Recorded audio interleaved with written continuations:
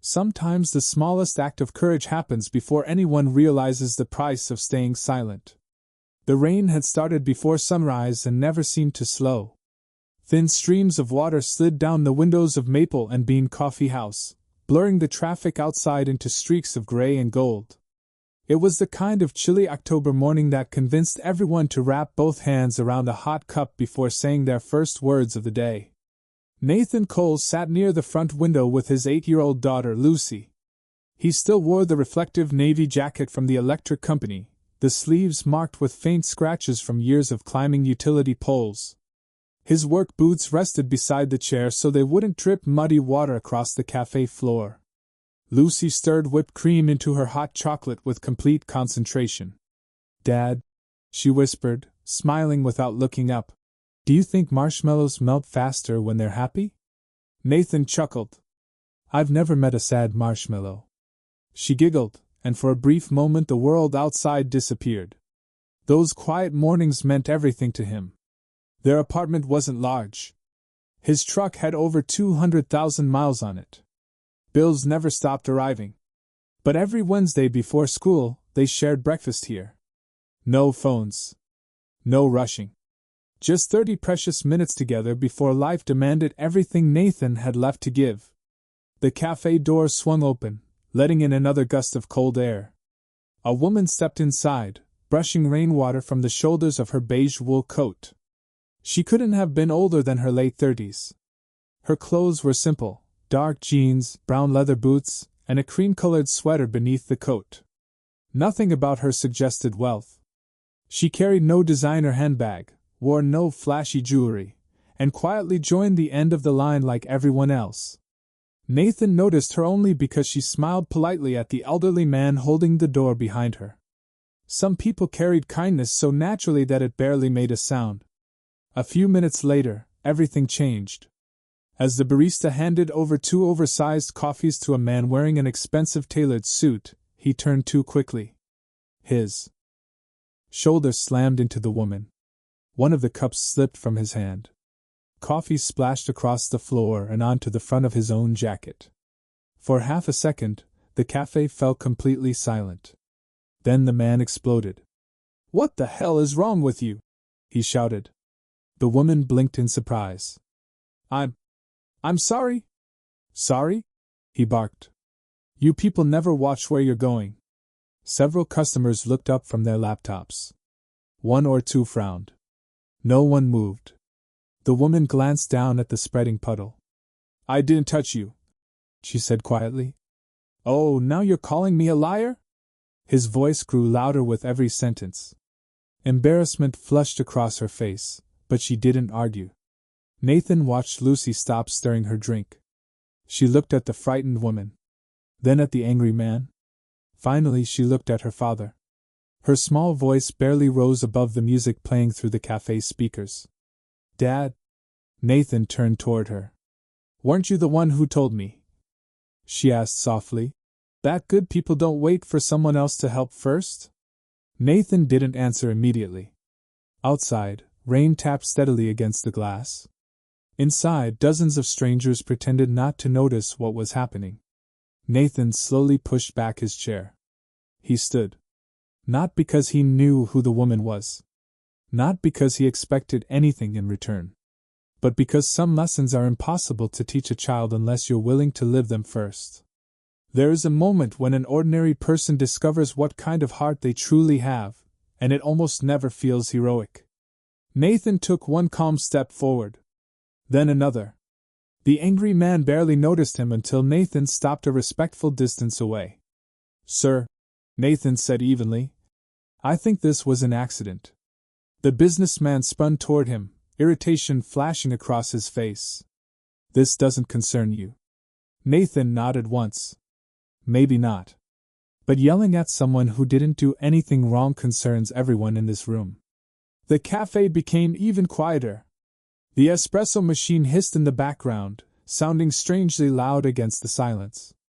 The woman in the beige coat looked from Nathan to the stranger, surprised that someone had finally spoken. The businessman laughed without humor. "Oh, great. Another white knight. Nathan ignored the insult. I watched what happened, he replied. You bumped into her. I did not. You did. You calling me a liar? I'm saying people make mistakes. The man's jaw tightened. I paid $8 for that coffee. Nathan glanced at the puddles spreading across the floor. So did gravity. A few customers couldn't help smiling. The businessman noticed. His embarrassment quickly turned into anger. You think you're funny? No. I think this conversation should end. For a second Nathan wondered whether the man might shove him. Years ago, before Lucy had been born, that possibility might have tempted him into proving he wasn't afraid. Fatherhood had changed him. Strength wasn't about winning arguments anymore. It was about ending them before they hurt someone. Lucy watched every second. Nathan could almost hear the lesson she would remember for the rest of her life. The businessman took one aggressive step closer. Nathan didn't move. He kept his hands relaxed at his sides. His voice remained steady. If someone deserves an apology, he said quietly, it's her. The woman immediately shook her head. You don't have to. Nathan gently interrupted without taking his eyes off the man. Nobody should apologize just to keep the peace when they haven't done anything wrong. Those words seemed to linger in the air. The elderly customer who had entered behind the woman finally spoke. He's right. Then another voice joined in. I saw it too. So did I. One by one, several customers quietly confirmed what had happened. The businessman looked around. A moment ago the room had been silent. Now he realized silence had never meant agreement. It had only meant people were waiting for someone to go first. His confidence began to crack. He muttered something under his breath before reaching into his wallet. He dropped a few bills onto the counter. Forget it. Without another word, he turned and stormed out into the rain. The front door slammed shut behind him. Only after his car disappeared did the cafe breathe again. The barista sighed with relief. I'm so sorry, she told the woman. Your drink is on the house. The woman smiled warmly. Thank you. But I'd still like to pay. She crouched beside the spilled coffee and reached for a stack of napkins. Nathan knelt beside her before she could begin cleaning. I've got it. You already did enough. He smiled. My daughter would never forgive me if I left the mess. Lucy hurried over carrying another handful of napkins. I can help too. The woman's eyes softened. You're raising a wonderful little girl. Nathan looked at Lucy with quiet pride. I think she's raising me. Lucy rolled her eyes dramatically. Dad? The three of them laughed, dissolving the tension that had filled the cafe only moments earlier. When the floor was clean, the woman extended her hand. I'm Claire. Nathan. Their handshake lasted only a second. Nothing about it felt remarkable. No business cards. No introductions. No mention of wealth, companies, or accomplishments. Just two strangers crossing paths on a rainy morning. Claire looked toward Lucy. It was brave of you to remind your dad. Lucy frowned. I didn't remind him. Claire tilted her head. You didn't? Lucy smiled with complete certainty. I just reminded him who he already was. For the first time that morning, Nathan noticed something in Claire's expression. Not admiration. Not gratitude. Recognition. As though she had spent a very long time searching for proof that people like him still existed. A minute later, Claire picked up her coffee, thanked them one last time, and walked back into the steady October rain. Nathan watched her disappear into the crowd. He assumed he would never see her again. He couldn't have been more wrong. The people who change our lives rarely announce themselves before they leave.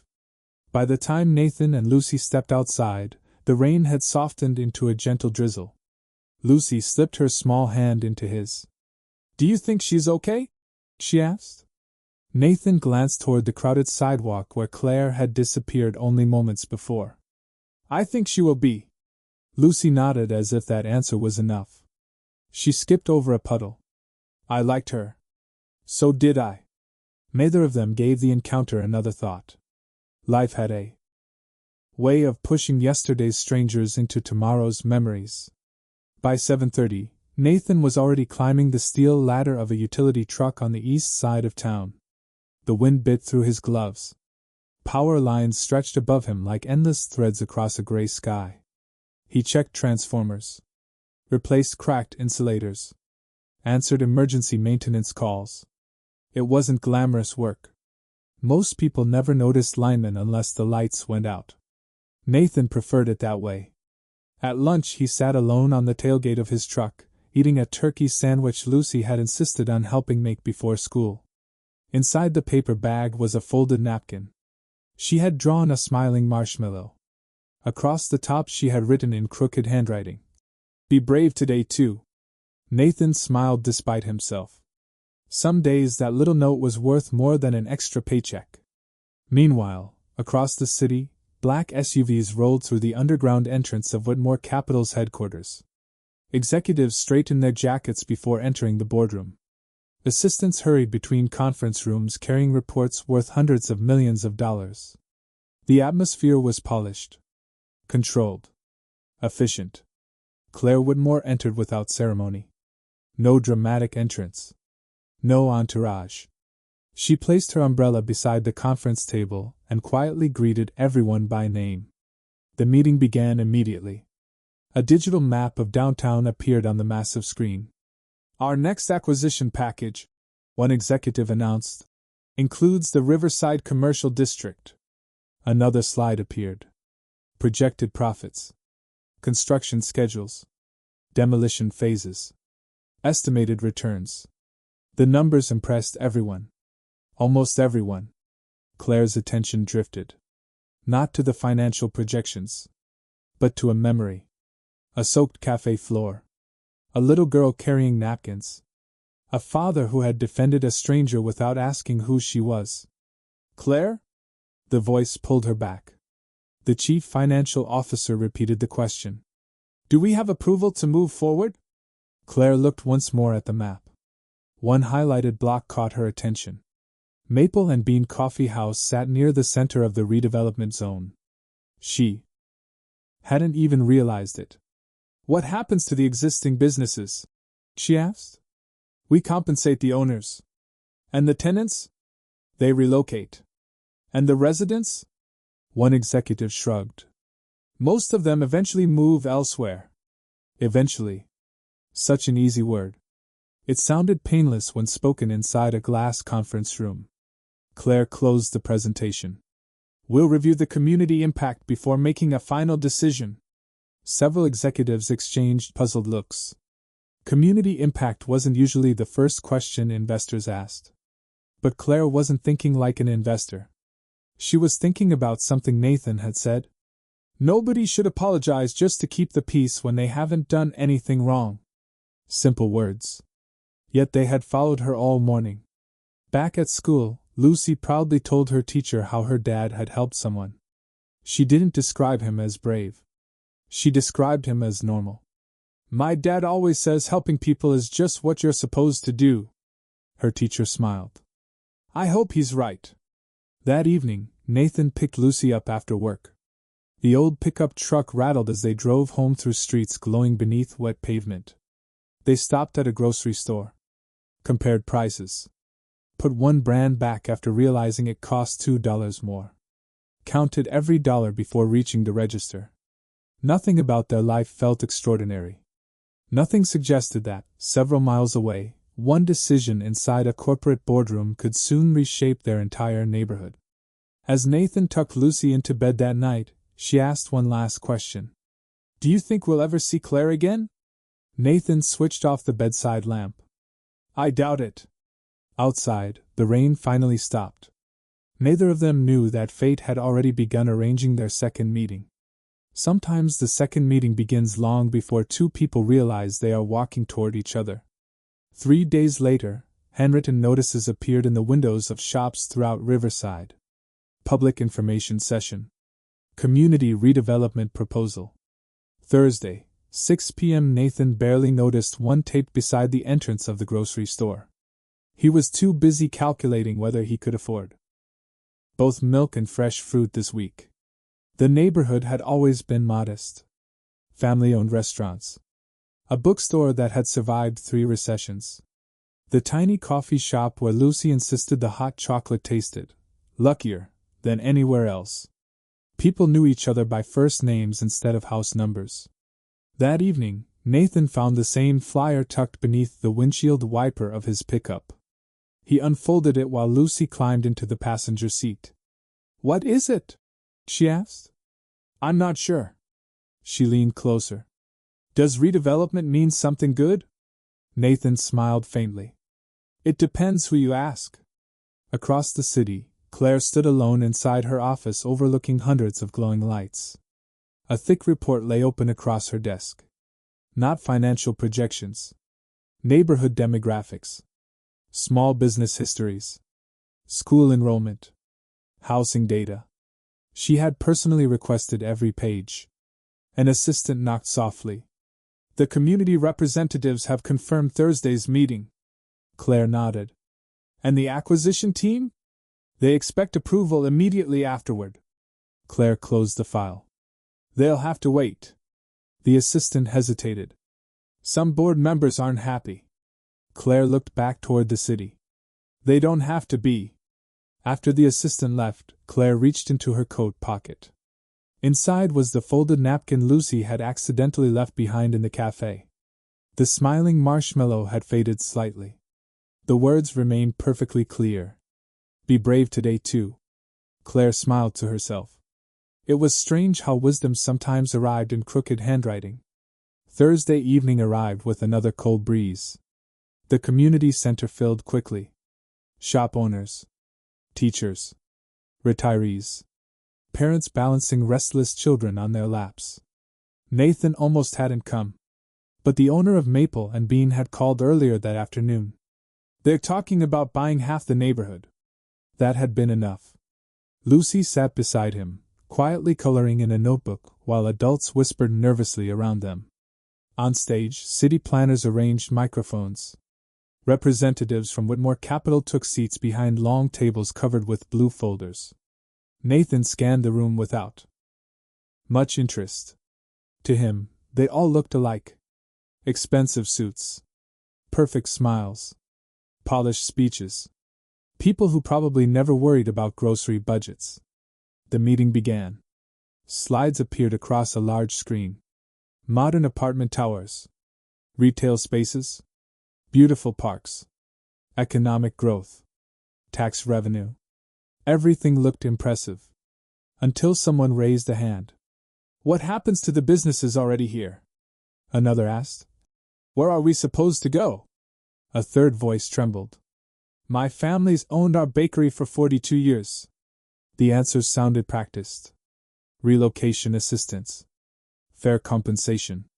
Future opportunities. Words that address numbers better than people. Nathan shifted uncomfortably. Lucy stopped coloring. She looked around at anxious faces filling the room. "They're scared," she whispered. "I know." Then the lights dimmed again. A final speaker was introduced. "Our CEO would like to address the community personally." Nathan barely looked up. Another executive, he assumed. Someone who would thank everyone for attending before repeating the same promises. Footsteps echoed across the stage. The woman approached the podium. She adjusted the microphone. Nathan's eyes lifted almost absent-mindedly. Then he froze. So did Lucy. Standing beneath the stage lights, dressed in a navy business suit instead of a rain-soaked coat, was Claire. The same quiet woman from Maple and Bean. Only now the entire room stood as she was introduced. "Please welcome Ms. Claire Whitmore." Nathan stared in complete disbelief. Lucy tugged gently at his sleeve. Her eyes were wide with astonishment. "Dad?" Nathan couldn't answer. Because in that single moment, he realized the stranger he thought he'd never see again wasn't just attending the meeting. She was the woman making the decision that could change every life in the room.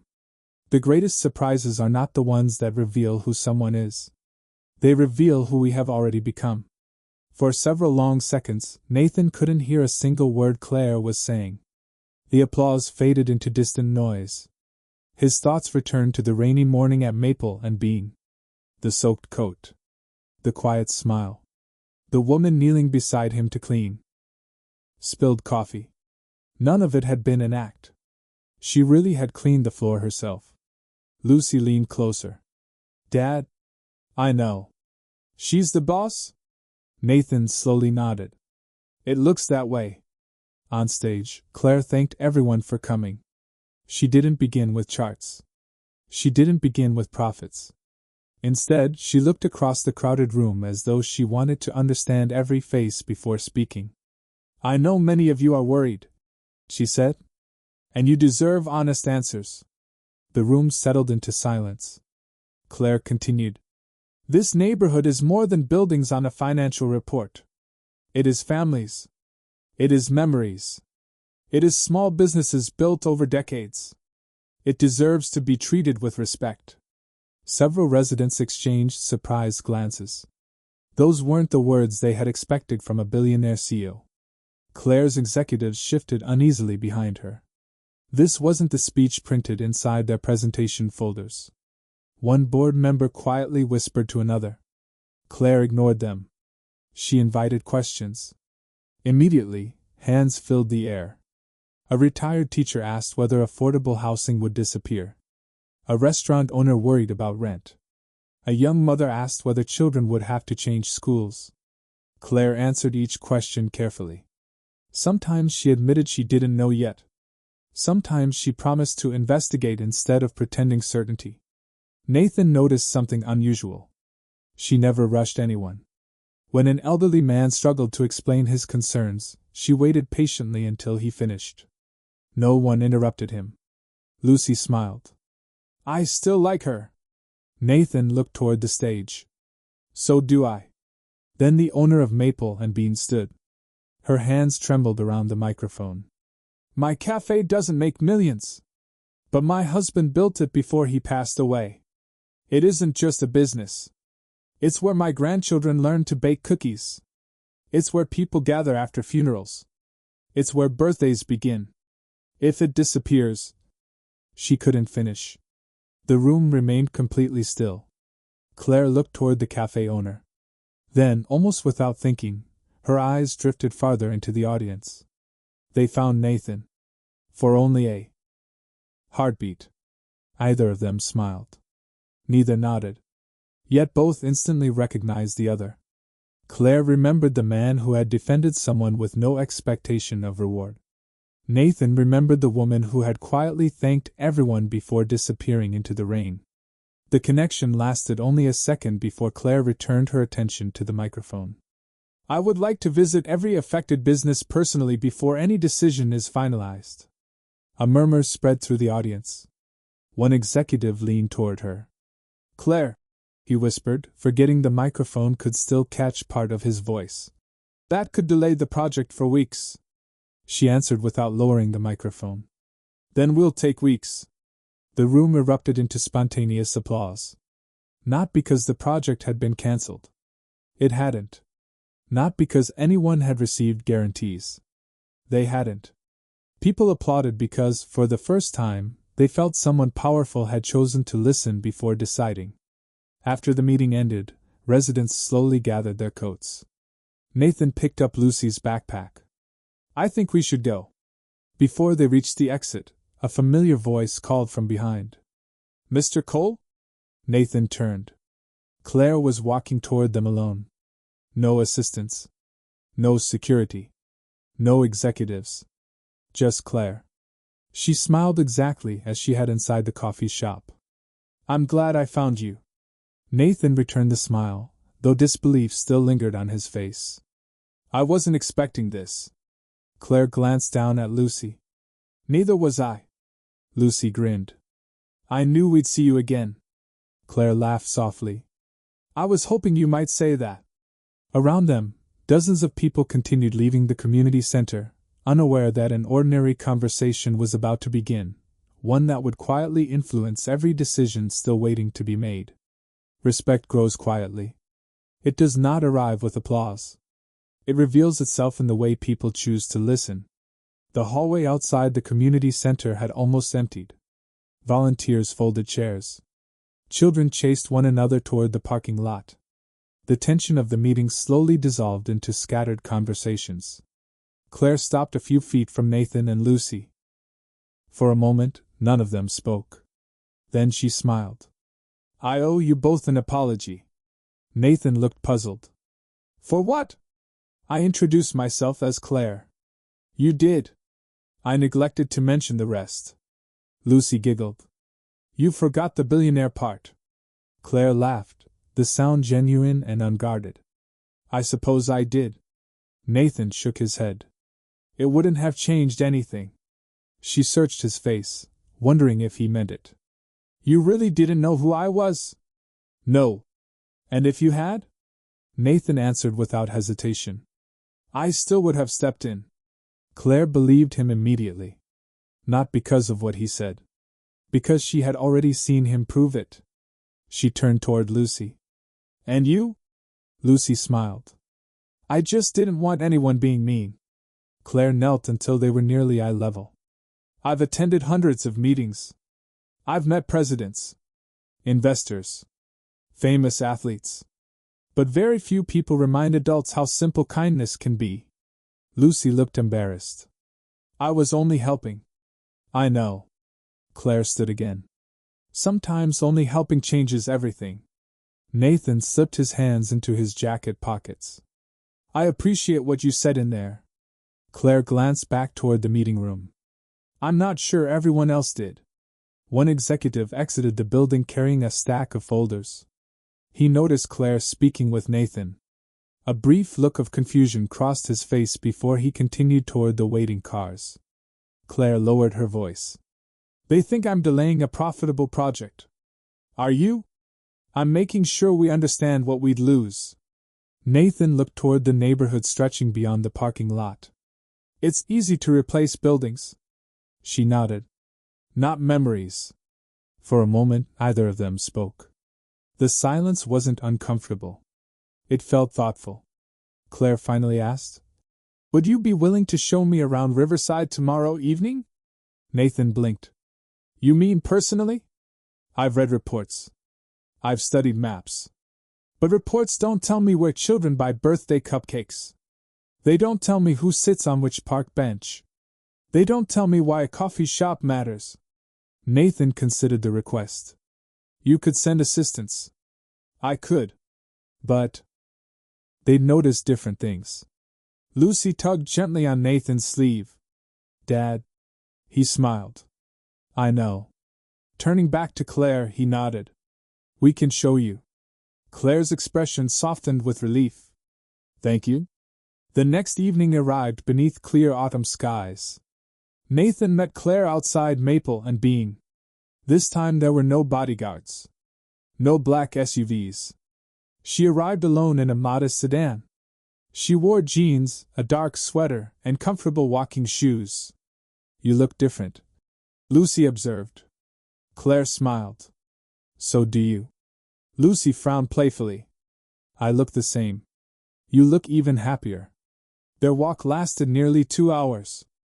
Nathan introduced her to the bookstore owner who remembered every customer's favorite author. To the barber who offered free haircuts before the first day of school. To the retired mechanic who fixed bicycles for neighborhood children without charging $1. Every few minutes someone greeted Nathan by name. "Morning, Nate." "How's Lucy?" "Tell your daughter congratulations on her spelling test." Claire noticed every conversation. Every smile. Every small act of familiarity. No financial report had mentioned any of it. As they reached the edge of the neighborhood park, Lucy climbed onto an old swing. She pushed herself gently back and forth. Claire watched families laughing beneath trees painted gold by autumn. Quietly, almost to herself, she said, "This place is far richer than anyone on my board realizes." Nathan heard her. He looked across the playground where children raced beneath the fading sunlight. "No," he replied softly.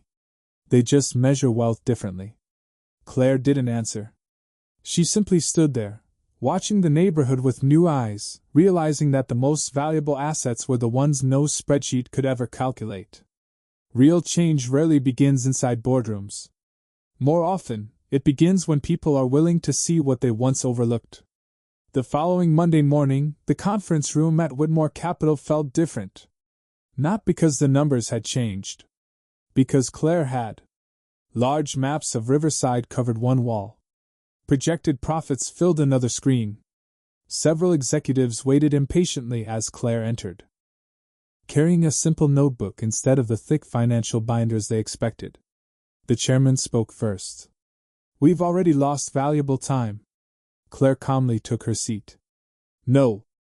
We've invested time. They aren't the same thing." One executive adjusted his glasses.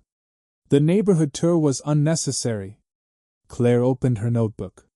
Inside were handwritten notes. Not market analysis. Names. Mrs. Ramirez, Bakery. Mr. Ellis, Bookstore. Coach Daniels, Youth Center. Maple and Bean. She looked around the table. "Has anyone here actually walked through Riverside?" Silence. "Has anyone spoken with the people whose lives we're discussing?" More silence. Finally someone replied, "That's why we hire consultants." Claire closed the notebook. "Consultants count buildings. I met families." The room grew noticeably quieter. She projected a new presentation. There were no architectural renderings. Only photographs. Children reading inside the bookstore. Neighbors helping repair a fence. Local volunteers serving meals. Lucy laughing on the swing beneath autumn trees. Nathan talking with the elderly mechanic. "This," Claire said softly, "is part of the valuation." One executive frowned. "That's sentiment." "No. It's community capital. You can't measure that." Claire looked directly at him. "That doesn't mean it isn't real." Across town, Nathan climbed another utility pole beneath clear blue skies. His radio crackled with routine instructions. Transformers. Power lines. Repair schedules. Life continued exactly as it always had. He hadn't told anyone about walking through Riverside with Claire. It didn't seem important. Helping someone understand a neighborhood wasn't something worth bragging about. During lunch, he opened his metal lunchbox. Inside rested another folded note from Lucy. Today's message was written in large, uneven letters. "People can be rich in different ways." Nathan smiled before carefully placing the note inside his wallet beside every other one she had ever written. Meanwhile, Claire faced the final vote. The board expected immediate approval. Instead, she presented a revised proposal. Historic businesses would remain. The bookstore would receive preservation. Funding. Maple and Bean would become the centerpiece of a redesigned public square instead of being demolished. Affordable housing requirements doubled. Construction phases would protect existing residents from displacement. Projected profit margins declined. Long-term community value increased. Arguments erupted almost immediately. "We're giving away millions. We're setting a dangerous precedent. Our investors won't like this." Claire listened patiently until everyone had finished. Then she asked only one question. "If our success requires destroying the very communities we claim to improve?" She paused. "What exactly are we building?" No one answered. Late that afternoon, the revised proposal passed. Not unanimously. But it passed. Claire exhaled slowly after the meeting ended.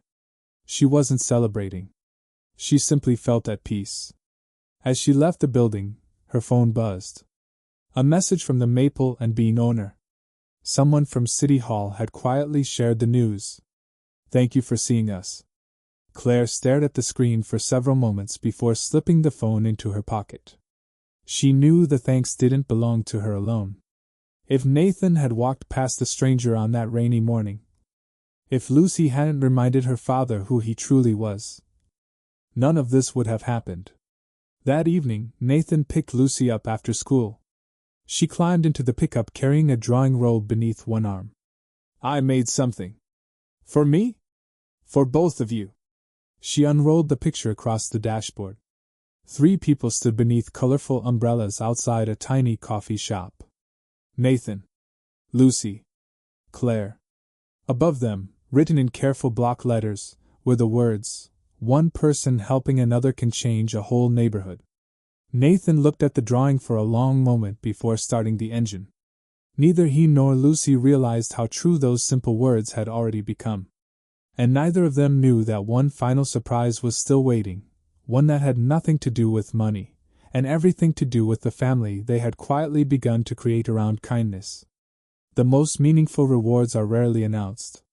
They arrive quietly, disguised as ordinary moments.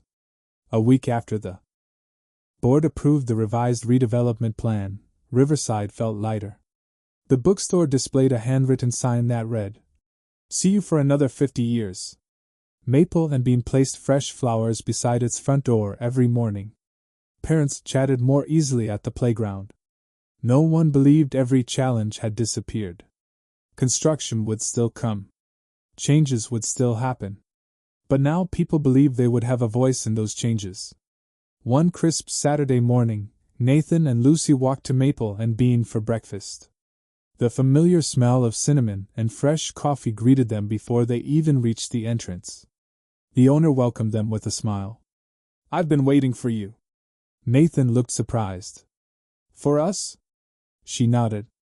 "Someone left something." From beneath the counter, she carefully lifted a medium-sized envelope with Nathan's name written across the front in elegant handwriting. He immediately recognized it. Claire.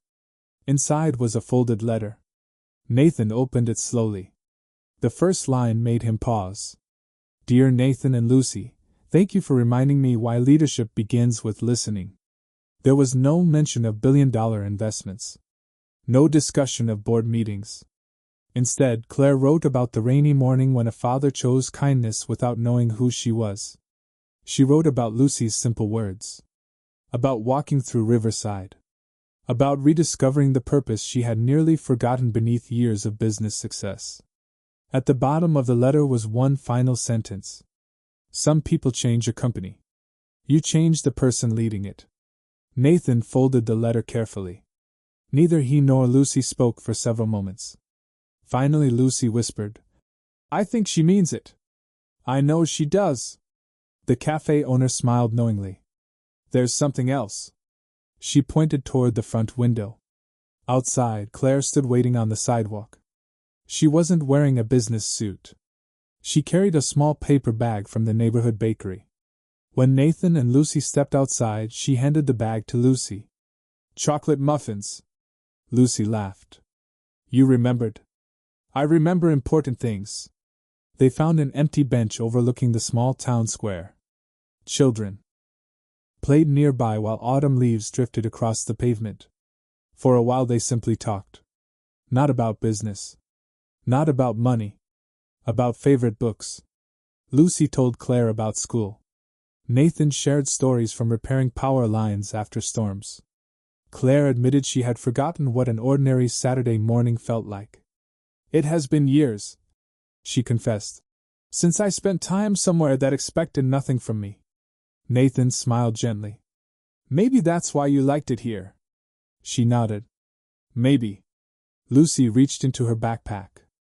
"I made another picture." She handed it to Claire. This drawing showed 3 people planting a tiny tree together. Above them she had written, "Kindness grows if you keep watering it."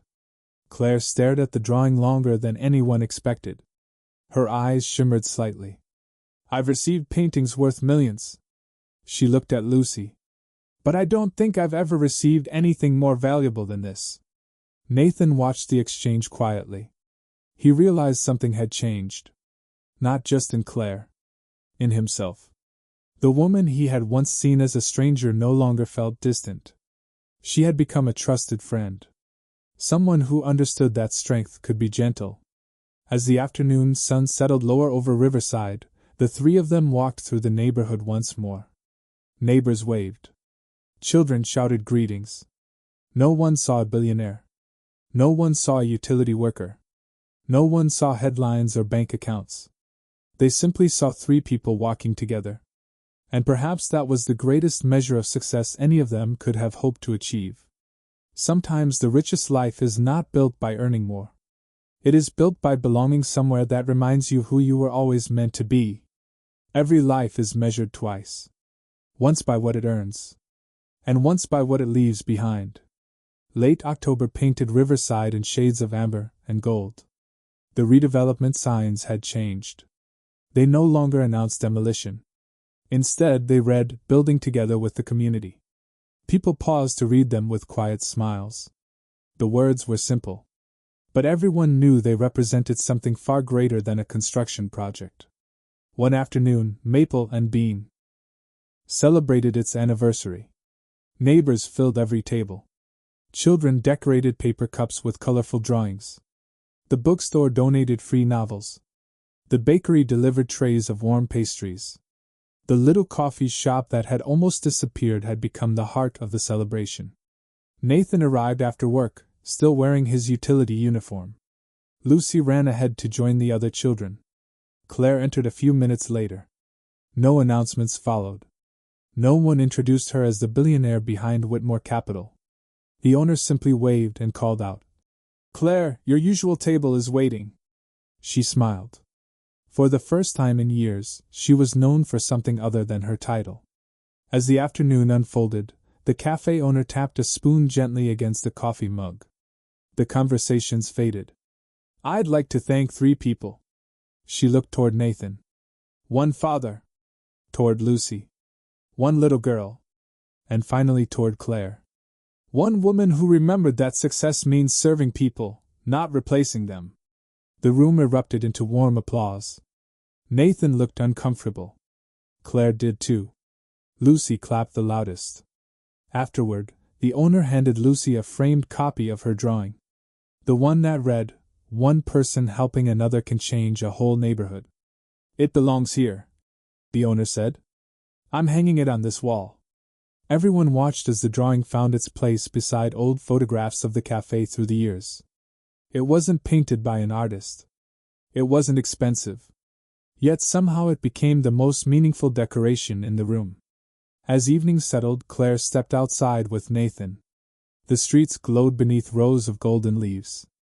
"I've been thinking," she said. "About what?" "The morning we first met."